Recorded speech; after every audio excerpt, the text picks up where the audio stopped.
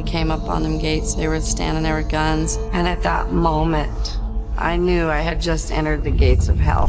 Tracy's story begins in Redwood Valley. The parks are among the hundreds of people who followed Reverend Jones to California. Jones announces that he's building a paradise city in South America. It will later be known only as Jonestown. I said, I feel like I'm making the biggest mistake of my life. Since 1976, Jim Jones and his close crew have been buying cyanide in preparation for the mass murder of his followers. It's November 17th, 1978. I said, we've been here 7.5 months.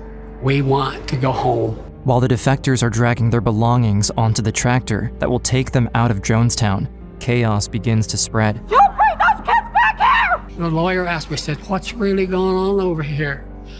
And I said, the bastard's going to kill us all. That's what's going on. The next 72 hours will be the worst 12-year-old Tracy will ever live.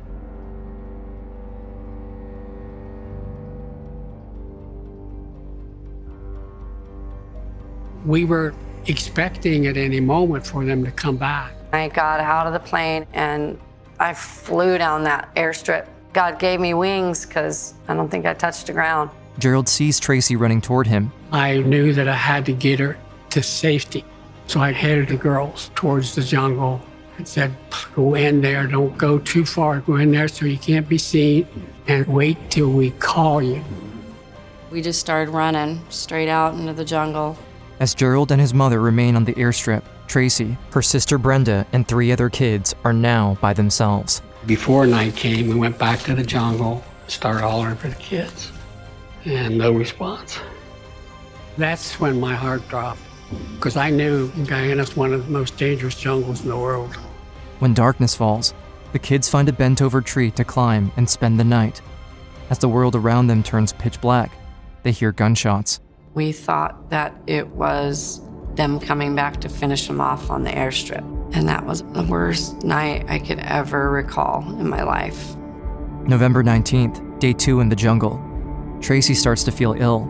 Having nothing to eat or drink, her condition deteriorates rapidly. Night falls on the second day. A search helicopter flies overhead, probing the grounds with its light. The children find cover to avoid being seen. They can't risk going back to Jonestown. That night, Tracy develops a high fever. Everyone else starts to get sick as well. And I remember just begging the creator of this universe to take me. The feeling of giving up was like a relief that you didn't have to keep trying. November 20th, day 3. All 5 children are laying sick and exhausted on the jungle floor. Brenda no longer has the strength to carry the group along, but she can't let her little sister Tracy down. I just remember thinking that if we don't get out of here today, we're not going to get out at all. My sister hit me. She goes, "Get up."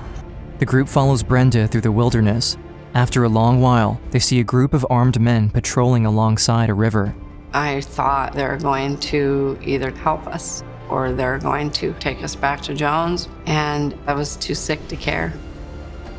Police come and told me that the kids had been found. For the first time I had something to smile about. Tracy and Brenda are reunited with their father, their grandmother, and their brother Dale, alive and well. I knew when I saw him, I'm going home. I'm going to be able to go home. A total of 918 people are killed in Jonestown, the first of which was Patricia Parks, Tracy's mother. Tracy Parks remains a fighter, determined to honor her mother's memory. In Jonestown, there was a sign hung up on the wall. Those who forget the past are condemned to repeat it. Tracy didn't know what it meant back then, but today, this sign is the reason she shares her story. She says, "If I keep quiet, Jim Jones wins." A tragedy of that magnitude affects you the rest of your life. Either you flail or you succeed. And I chose to succeed because I wanted my mom to be proud of me.